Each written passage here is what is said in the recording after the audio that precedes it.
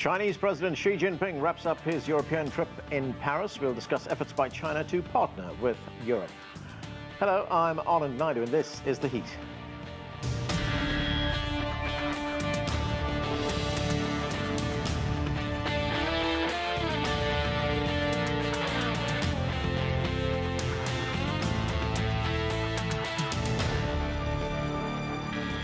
President Xi is on his way back to Beijing after high-level discussions with European leaders in Paris. The Chinese president reassured leaders that China is committed to reform and opening up. On Monday, President Xi and French President Macron agreed to 15 business deals, including a major purchase from Airbus for 300 planes. CGTN's Stefan Vries brings us the latest from Paris.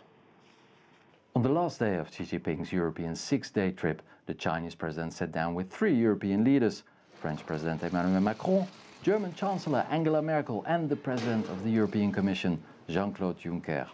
The main topic? No less than the future of global governments.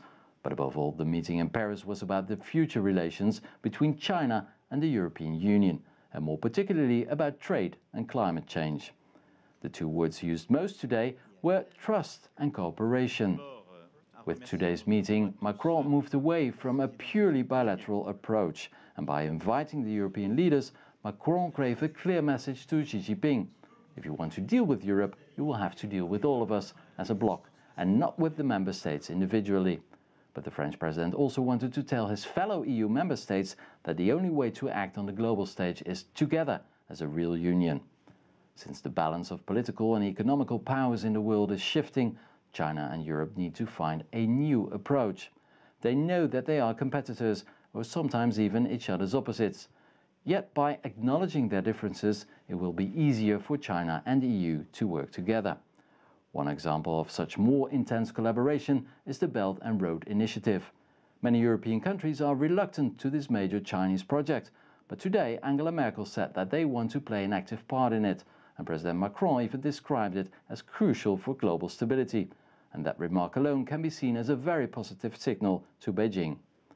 At the same time, the President of the European Commission urged Beijing to give EU companies the same access to Chinese markets as Chinese companies already enjoy in the EU. This will also be one of the main issues on the full China-EU summit that will take place in Brussels in April. So in spite of all the differences, the EU and China are now ready to confront the changing world together. And that in itself means a remarkable new chapter in the relations between the two. I'm Stefan Vries for CGTN in Paris.